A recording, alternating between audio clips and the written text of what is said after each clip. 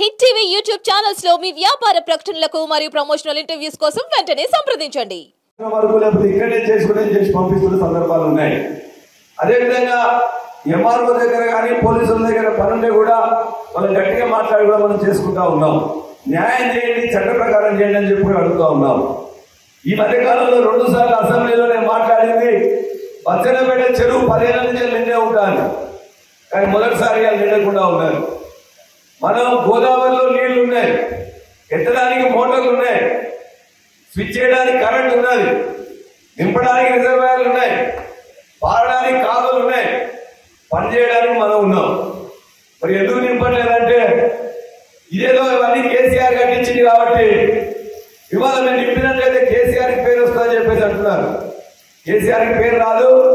ఇవాళ రైతులకు నోట్లో ఇంత బుక్క వస్తారు. అది వాళ్ళు గమనించకుండా ఎప్పుడన్నా ఈ వారం 7-8 సంవత్సరాల్లో ఈ యొక్క మన గుడి చెరువు కదా నేను ఎండిపోయింది. ఎప్పుడన్నా గుడి చెరువు ఎప్పుడైనా ఎండిపోయిందా? ఇక్కడ దీని పక్కనే ఉన్నది కదా. మీ ఊళ్ళో చెరువులు కూడా పోయినసారి ఎండాకాలం నిండునేలేవా? ఇలా నాడు నాకు తెలిసి నిన్న అందరిని అడిగితే 50% 60% వేసినాం అన్నా. 4 ఎకరాలంటే 2 ఎకరాలు 3 ఎకరాలు వేసినాం. ఇంకా చెరువుంటే నేను అధికారులందరి దగ్గర పోయి ఇప్పటికి 4 సార్లు డిమాండ్ చేసిన. నిన్న కూడా చీడగూడెం దగ్గర పోయినప్పుడు ఎస్సీ దేవాలయంతో మాట్లాడినా, మీరు ధర్మశాలలో నింపండి, గండిరామాలో నింపండి, గండిరామాలో నింపితే తపాసుపల్లి నింపితే ఆ బచ్చన్నపేట చెరువులలో కానీ ఆ బచ్చన్నపేట కాలువలకు కానీ బచ్చన్నపేట పొలాలకు నీళ్ళు వస్తాయి.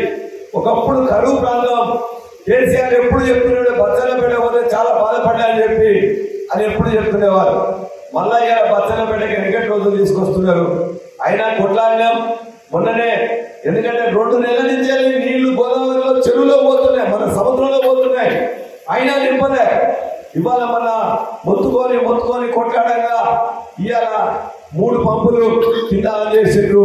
2 పంపులు ధర్మశాల నుంచి రమలి అండ్ శ్రీనివాస్, లక్ష్మి, హరినందన్, జిలేందర్, వెంకట్రాములు, నరసింహారెడ్డి, దేవన్ రెడ్డి, కనకయ్య, బాలనర్సయ్య, అద్దు కృష్ణయ్య, అద్దు మురళి, రామకృష్ణ, బాలరాజు, పిన్నింటి సాయిచరణ్, రామచంద్ర, నాగమ్మ. రిజర్వాయర్లు ఉన్నాయి, వాటిని నింపే ఎందుకు చిత్తశుద్ధి ఈ యొక్క ప్రభుత్వంలో కొరబడిందని చెప్పి నేను అడుగుతున్నా.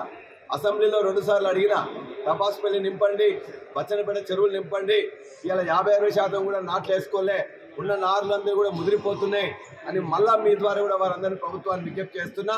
ఖచ్చితంగా ఈ రైతాంగం అనేది కష్టపడే రైతాంగం. మట్టి విసుక్కొని ఇన్ని రోజుల బట్టి కష్టపడ్డారు. 7-8 సంవత్సరాల నుంచి నీళ్లు వస్తున్నాయి.